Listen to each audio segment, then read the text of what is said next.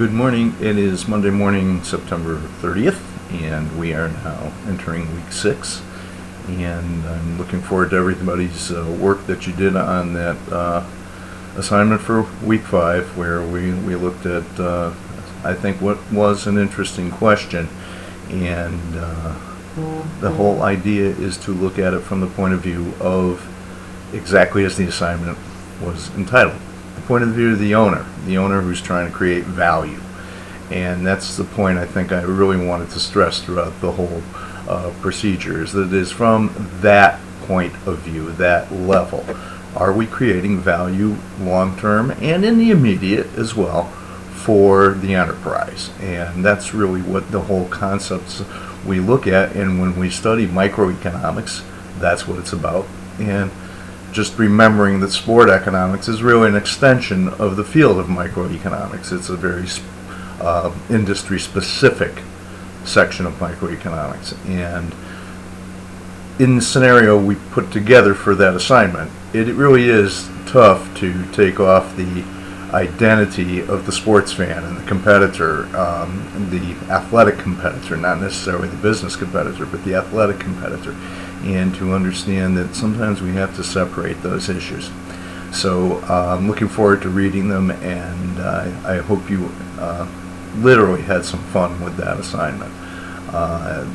Now we're going to move into something that's very, very dear to me, which is college sport.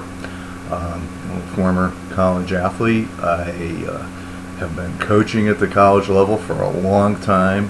I've studied college sports. I literally wrote my doctoral dissertation about the very topic that we're talking about this week, which is the use of college sports, and I concentrated on a very specific niche. I looked at Division II of the NCAA, but the issue, I think, of the purpose and the economic value and the all the value of college sport goes beyond.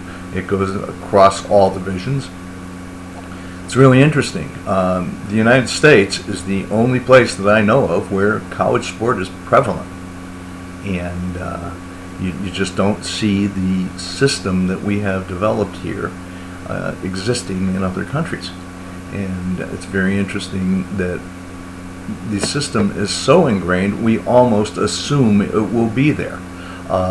It's really as though we look at college sports as being a given.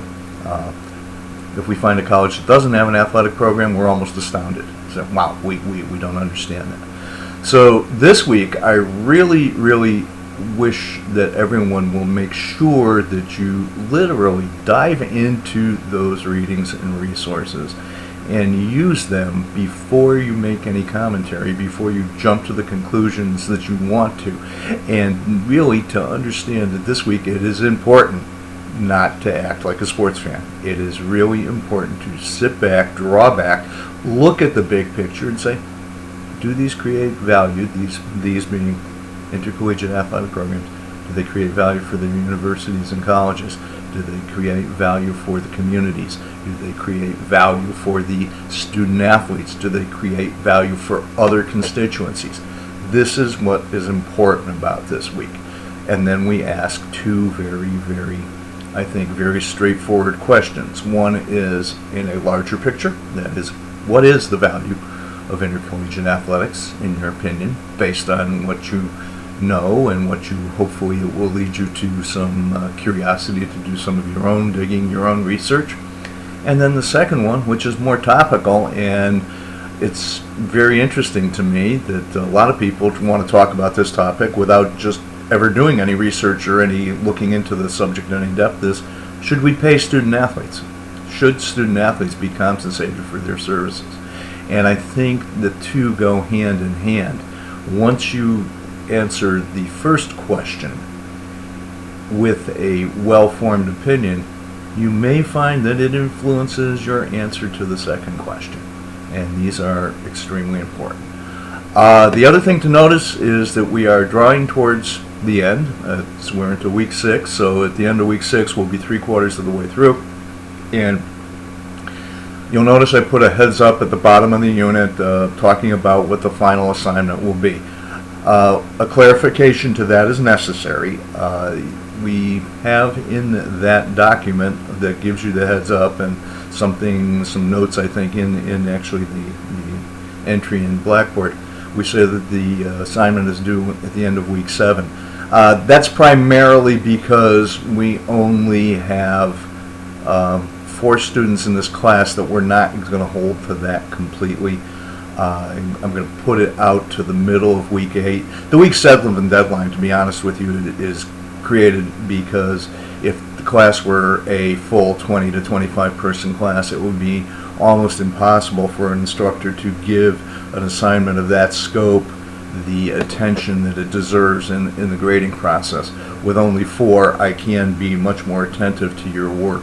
So I will publish a new due date for it. It will not be the end of week 7. It will probably be the middle of week 8.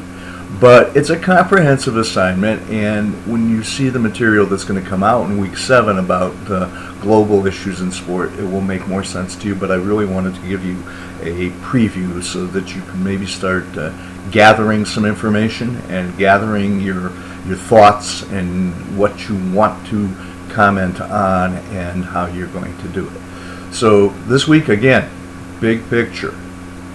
Don't act like the sports fan.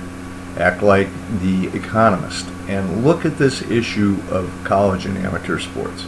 It's very appropriate we do it.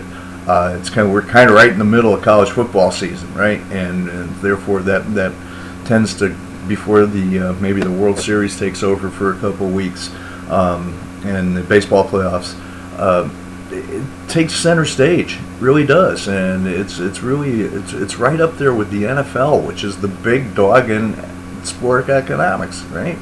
It's right up there with, like I say, the Major League Baseball playoffs and everything. It's right there. It's big, but why?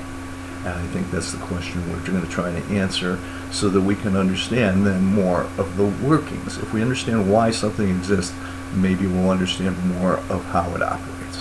So again, thank you for all your work, and if you have any questions, please get in touch with me. Haven't heard from anybody, so either I'm being very clear or I'm just getting very lucky with this class. But you guys are doing a great job. Keep the engagement up, and let's see if we can't finish this out in the right fashion. Thank you very much.